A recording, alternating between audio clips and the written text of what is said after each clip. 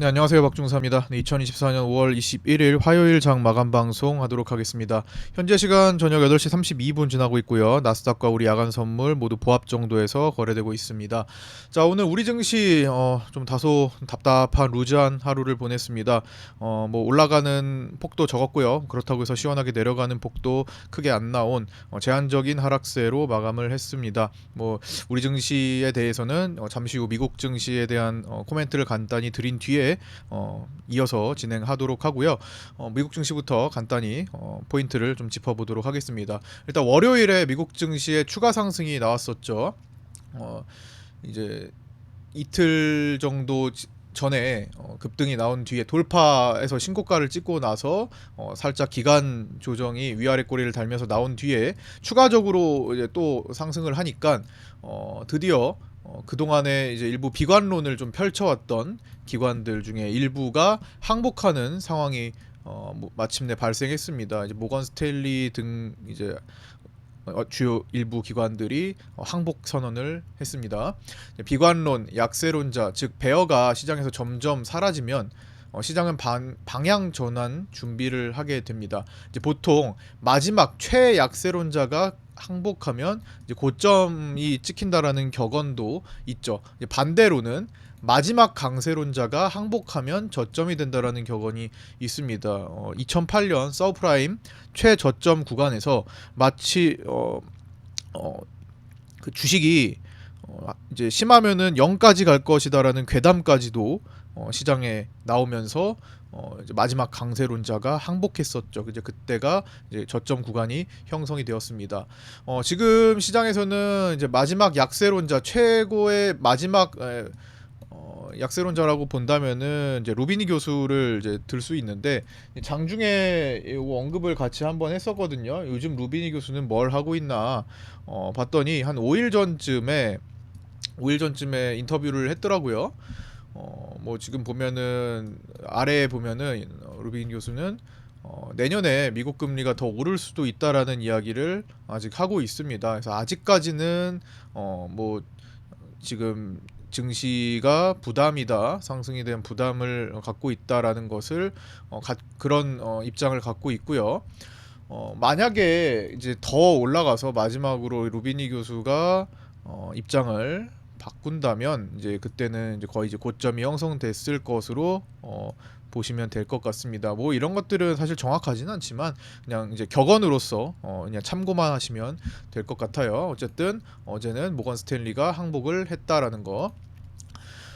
현재는 이제 지속적으로 상승할 때 개인들이 선물 옵션 등에서 숏 포지션을 잘 늘려주고 있습니다.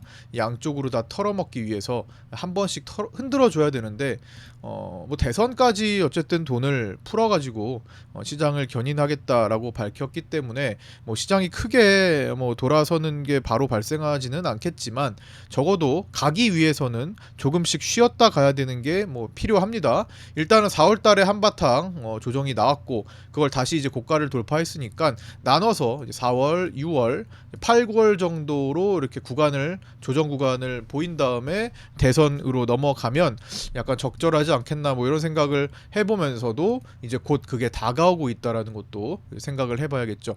이제 엔비디아 실적 발표 일정이 관건일 것 같고요. 현재 시장은 엔비디아 실적에 대해서 높은 기대를 갖고 있습니다. 그래서 이제 목표 주가도 이제 올리고 월가에서 우리는 FOMC 의사록 공개와 엔비디아 실적 발표를 보고 나면 이제 목요일에 위클리 옵션 만기일이고 그러면서 이제 금융통화위원회가 열리는 날입니다. 우리는 목요일에 이제 변동 요소가 크게 작용을 하죠. 그래서 이제 미국 증시는 이제 그렇게 보시고 어쨌든 고가를 뚫어낸 이상 더 가는 방향으로 힘이 작용을 하겠지만 이제 중간중간에 어떤 일정이 일정 소화를 할 때 한 번씩 흔들어댈 수 있음을 이제 고려하면서 보셔야겠죠. 이제 우리 증시를 보도록 하겠습니다. 이제 코스닥 먼저 말씀을 드릴게요. 오늘 HLB가 3% 정도 반등을 해줬죠. 뭐 거래 대금은 1조 원 정도 발생했으나 썩 재미가 있지는 않았습니다. 이게 시작점이 하도 오늘 뭐 예전 같으면은 이렇게 점화한가를 두 번 보고 나면 다음번에는 뭐 반대 매매도 나오고 뭐 이제 겁에 질린 투자자들이 서로 팔기 위해서 이제 매도 주문을 마지막 날 풀리는 날에 막 시작 전부터 많이 해가지고 좀 저점 좀 낮게 시가가 형성되는 경우가 더 많은데, 오늘 같은 경우는 HLB가 떨어져서 출발하지는 않았죠, 크게. 그래서 한 10% 정도 이상 하락 출발했으면은 굉장히 큰 파동이 한번 나왔을 가능성이 있었는데, 사실 먹거리가 뭐 크게 나오지는 않았습니다. 그래서 뭐 단타려고 하셨던 분들은 좀 아쉬운 움직임이었고요. 처음부터 뭐 이게 갈아엎어서 시작을 했어야 됐는데, 그래서 조금 아쉬웠고, 그래도 뭐 변동성이 없던 것은 아니었습니다. 장중 저점 대비 10% 정도 나왔고, 거래대금은 1조 원, 다소 기대에 못 미친 정도라는 거죠. 그래서 그러면서 이제 올라왔기 때문에 오늘은 HLB가 코스닥의 하락에 영향을 미치진 않았죠. 그럼에도 이제 올라가지 못하고 내려왔던 것은 뭐 에코프로 BM과 에코프로가 말썽이었습니다. 3, 4% 하락. 그런데 또 시총 1, 2위가 3, 4%씩 하락한 것 치고는 시장이 견고했어요. 그렇죠? 근데 그 이유는 이제 시총 상위주들의 선방이 있었습니다. 엔캠과 HLB를 포함해서 시총 60위 이내의 종목들이 대거 많이 상승해줬기 때문에 오늘 에코프로와 에코프로 BM이 3, 4%씩 떨어졌어도 좀 시장이 좀 버텨주는, 코스닥 시장이 버텨주는 그런 모습을 나타냈고요.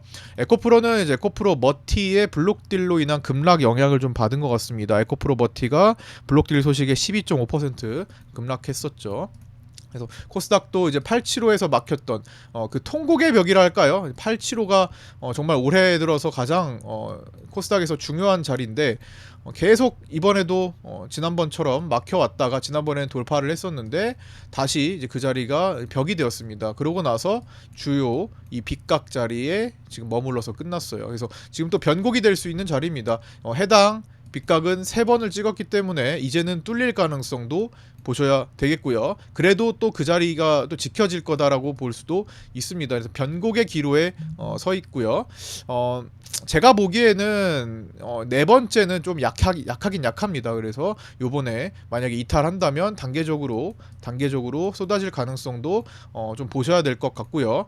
이거를 방어하려면 결국에는 1등, 2등이 움직여줘야 됩니다. 에코프로와 에코프로 BM이 나서줘야 되는데 과연 이제 그렇게 시도가 될지는 모르겠네요. 최근에 워낙 매물들이 계속 쌓이고 있어가지고, 그리고 점점 매물들이 쌓이는 만큼 중간에 얘가 떨어지면서 보여줬던 그 탄력도, 하락한 후에 중간중간에 반등이 나왔던 탄력도가 점점 떨어지고 있습니다. 그리고 월봉으로 보시면 굉장히 부담스럽습니다. 이 월봉 추세가 이제 여기서 밑으로, 그렇죠? 하향 돌파하기 직전이죠. 다음 달 월봉까지 해가지고 이거를 살려놓지 않으면, 양봉으로 이런 식으로 살려놓지 않으면 상당히 부담이 되는 시기고요. 이렇게 되면 장기 침체 형태로 가기 쉽다고 말씀을 드렸습니다. 대형주들, 우리나라 대형주들의 특징이에요. 그래서 지금은 월봉으로 다음 달까지 지켜지지 못하면 사실상 얘를 가지고 뭐 베팅을 해서 뭐 수익을 노린다든가 하는 건 너무 위험한 행동입니다. 물론 그렇게 되면 가능할 수는 있겠지만 리스크가 리턴에 비해서 좀 큰 편이기 때문에, 아니면 리스크만 있는 상태이기 때문에 그런 것들은 좀 적합하지 않다. 차라리 좀 웃돈을 더 주고서라도 월봉으로 이렇게 올라선 다음에 공략하는 것이 바람직해 보입니다. 참고해 주시고요. 이제 코스피 쪽으로 넘어가서 생각을 해보겠습니다. 이제 오늘 코스피는 옵션 양매도, 외국인들의 옵션 양매도와 선물 양매도로 아침 출발을 했습니다. 자, 이제 분봉을 보시면, 자, 아침 출발에 외국인들이 선물을 약간 매도하고 옵션을 양매도하면서, 제가 아침에 여러 가지 상황들을 보고 오늘 우리 장의 어떤 그 흐름을 파생반했다가 올려드렸죠. 아침 9시 4분에. 물론 제가 아침 8시 45분 이전에 프리장 개시 이전에 오늘의 지지와 저항 라인들을 잡아드리고 오늘의 포인트들을 일부 올려드리기도 하는데, 아침에 일단 시작한 상태에서 외국인이 흘러가는 주요 투자 주체가 흘러가는 방향 흐름을 보고 다시 한번 말씀드리는 이 내용도 중요하겠죠. 그래서 오늘 아침에는 일단 뭐 1차 지지 싸움 뭐 받고 있고, 뭐 저항도 빗각 추세대 가지고 좀 보고 있고, 전체적으로 어떻게 해요? 오름숏 우위로 보고 시장이 제한적인 하락을 할 가능성이 높다라고 말씀을 드렸습니다. 그리고 이 스탠스는 거의 뭐 장 후반까지도 계속 유지를 했죠. 가장 중요한 단어는 오늘 제한적인 하락세입니다. 제한적인 하락세라는 단어가 이게 잘 이해가 안 되시는 분들은 오늘 차트를 그냥 보시면 돼요. 오늘 제한적인 하락세를 어떻게 차트에 표현할까요? 라고 물어본다면 그냥 오늘 시장처럼 표현하면 됩니다. 하락은 하락인데 올라갔다가 제한적이니까 계속 하루 종일 쭉쭉 내려가는 것도 아니고 적당히 내려가면 올라갔다가 내려가고 해서 전체적으로 박스 구간에 갇혀 있는 듯한 하락세를 얘기를 하는 거죠. 그래서 그렇게 된다면 웬만하면 저항대를 보고 올랐을 때 숏포지션을 공략하는 것이 바람직하다라는 의견을 드렸던 거예요. 그래서 보통 이렇게 저항 구간을 보였을 때 이런 구간을 놓치지 않고 숏포지션에 들어갔으면 오늘 어느 정도 수익은 충분히 날 수 있었던 그런 날입니다. 이런 날 괜히 양쪽으로 덤비다가 양쪽 다 얻어맞게 돼 있습니다. 괜히 심리에도 휘둘릴 수도 있어요. 내려간다 이거 여기서 숏 들어가야 되나? 라고 하면 이제 올라가고 올라간다 여기서 이제 롱으로 봐야 될 것 같은데 라고 해서 롱을 들어가면 꺾이고 이제 그렇게 양쪽으로 흔들릴 수가 있기 때문에 이렇게 제한적인 움직임을 보일 것 같은 날은 양쪽으로 다 발라먹는 것보다는 한쪽을 공략하는 것이 바람직합니다. 너무 욕심을 부리시면 사실 뭐 좋을 때도 있습니다만 한번 당하기 시작하면은 그 수익 보기 좋은 날에도 다시 반납할 가능성이 높습니다. 그래서 웬만하면 제한적인 움직임 때는 내가 어느 쪽을 공략할지 생각을 해서 그 구간을 노리는 게 가장 적합할 것 같고요. 노리면서도 시장이 크게 변화하는지도 같이 살펴보셔야겠죠. 그래서 오늘은 아침 10시 28분 이제 중국장 개장 전에 보면은 선물 매수 전환과 옵션 양매도로 바뀌었죠. 그래서 반등이 좀 나왔습니다만 오늘 이 매수가 외국인들이 그렇게 적극적으로 크게 키워지지 않는다라고 판단, 그리고 옵션 양매도는 유지했다라고 판단해서 오늘 아침에 말씀드렸던 제한적인 구간, 박스 형태나 제한적인 하락세, 그리고 올랐을 때 숏 포지션을 잡는 것에 대한 변화를 주지는 않았습니다. 오늘 그대로 고수를 했고요. 오후장에 이제 외국인들이 끝내 선물 매도로 전환하면서 이제 콜옵션 매도로 바뀌고, 그래서 오후장이 추가 하락했고, 종가에만 이제 꼬리를 좀 제법 달고 시장은 좀 살아있는 상태로 끝이 났던 거죠. 외국인은 오늘 달러 선물 매수까지 1388억 진행하면서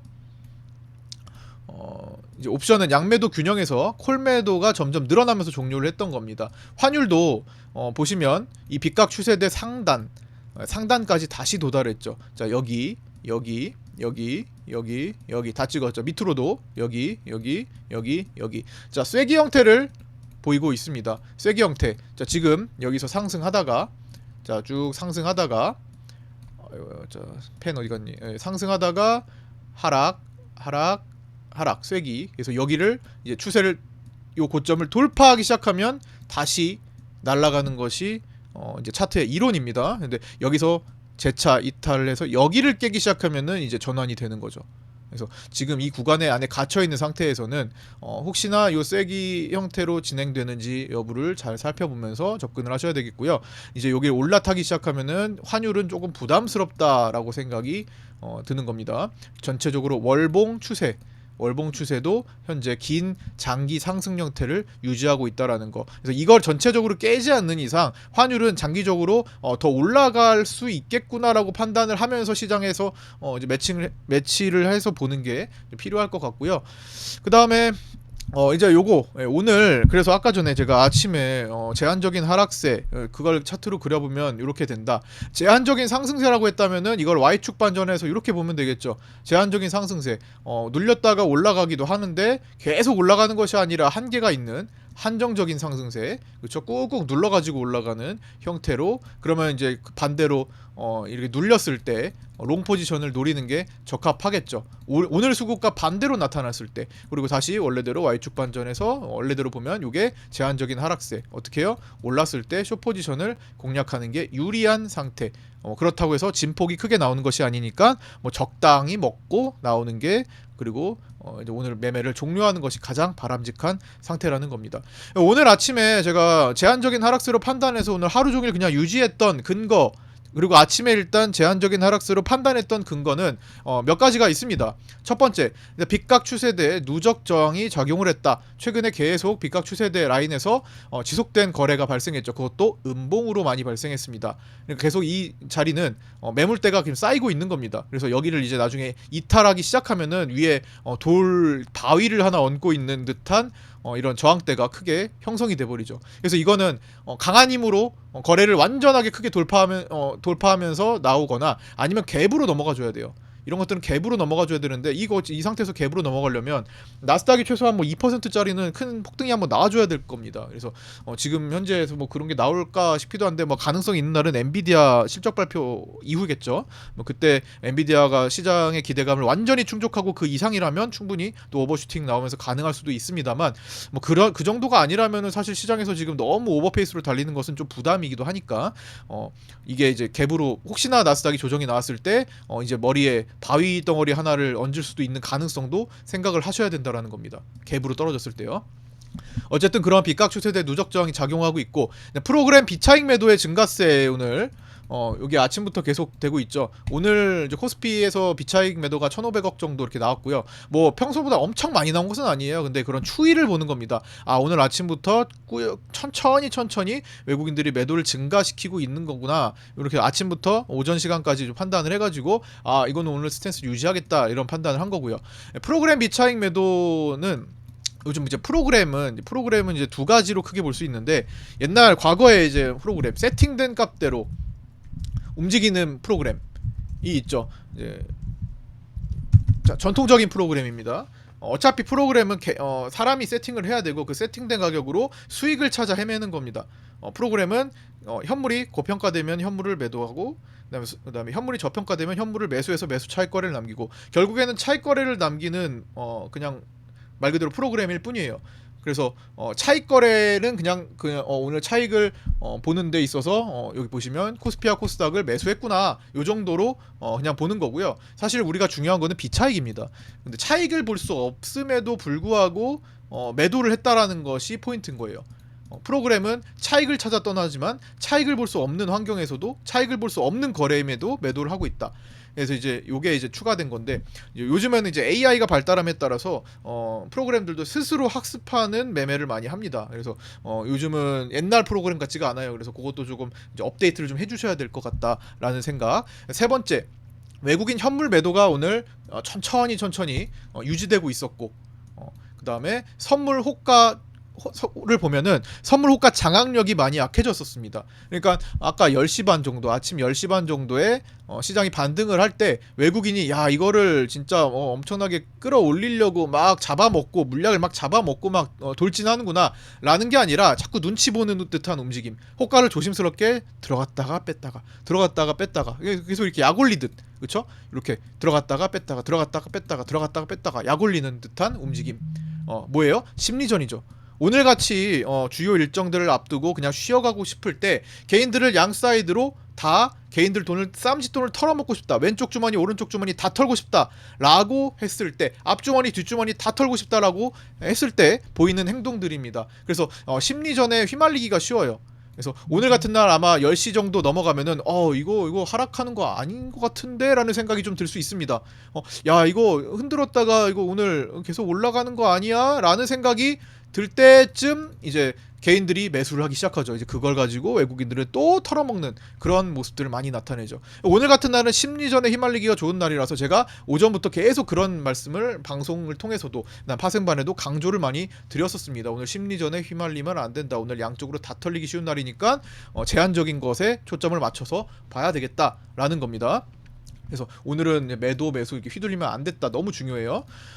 그 다음에 오전에 이제 월물 옵션 양매도 균형이 지속됐다라는 거. 그리고 이제 종가 부근에는 외국인들이 콜 매도를 좀 높이면서 끝이 났지만 장중에는 지속적으로 양매도를 유지를 많이 했었습니다. 균형으로. 그다음에 수요일 목요일 주요 일정 앞두고 무리할 필요가 없는 주요 투자 주체들, 그다음에 전일 야간 선물 약세 뭐 이런 것들을 종합 고려해 가지고 오늘 아침에 그런 판단을 해 드렸던 거고요. 파생반에. 그래서 파생반에서 그런 내용들을 가지고 제가 계속 아침부터 계속 강조드렸습니다. 글 많이 올려드렸어요. 보시면 오늘 계속 이제 파생반 텔레그램 보면은 계속 올려드렸습니다. 자, 뭐 오늘 그런 내용들을 장중에 10시 44분 뭐 계속 차트에다 올려드리고 흔들리지 말자, 오늘 포지션 바뀐 거 없고 스탠스 안 바뀌었다 계속 올려드립니다. 하루 종일. 그쵸?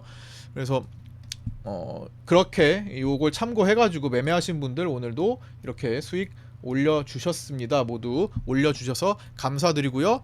수익 축하드립니다. 보시면 관점 참고해가지고 수익 마무리했다. 오름 숏으로 한입 하셨다. 그 다음에 일부 오버나이트 하신 분들 숏 마무리하셨다. 그죠? 이렇게 마감하신 분들 올려주셔서 너무 감사드리고요. 수익 모아보니까 뭐 2천만 원 어제 숏을 오버하신 분인데 큰 수익 너무 축하드리고요. 최근에 한 1억 3일 동안 한 1억 이상 충분히 1억 2천 수익 나셨네요. 469만 원, 63만 원, 67만 원, 27만 원, 162만 원, 100만 원, 44만 원, 10만 원, 10만 원. 그다음에 이제 구독자분 것까지 포함했는데 292만 원 이렇게 올려주셨습니다. 모두 축하드리고요. 저 또한 여러분들의 정혜연방 파생반 분들의 수익을 위해서 하루하루 최선을 다하도록 하겠습니다. 자, 이어서 말씀드릴게요. 오늘 투시는 어제는 이제 매수 포지션으로 종가를 형성했고 오늘은 장중에 투신이 선물을 좀 매도를 했었죠. 장중에 선물을 한 1000억 정도대에서 매도하다가 종가로 매도 포지션을 늘려서 합산 3527억으로 종료를 했습니다. 매도로. 요즘 투시는 계속 이제 종가 베팅한 것은 확률이 좀 떨어지기도 하는데 투신의 선물을 계속 보는 이유는 그날의 마지막 분위기를 조금 읽을 수도 있고요. 왜냐면 투시는 그날 마지막에 진행되는 방향을 좀 선호합니다. 오늘 매도를 늘렸다라는 거는 결국엔 오늘 음봉으로 마지막 종가는 끌어올렸지만 결국엔 음봉의 분위기로 마감을 했다라는 거죠. 그리고 투신의 선물 종합적인 그 성적이 현재까지 1등이에요. 그러니까 투신은 매수 포지션, 매도 포지션을 다 종가에 매일마다 들어가면서 자주 들어가면서 쌓아두고 있습니다. 미결로. 미결 합산 수익금은 투신이 현재 1등입니다. 그렇기 때문에 투신의 선물 행적을 계속 추정하는 겁니다. 시장은 빗각 이탈 마감되려던 상태에서 여기죠.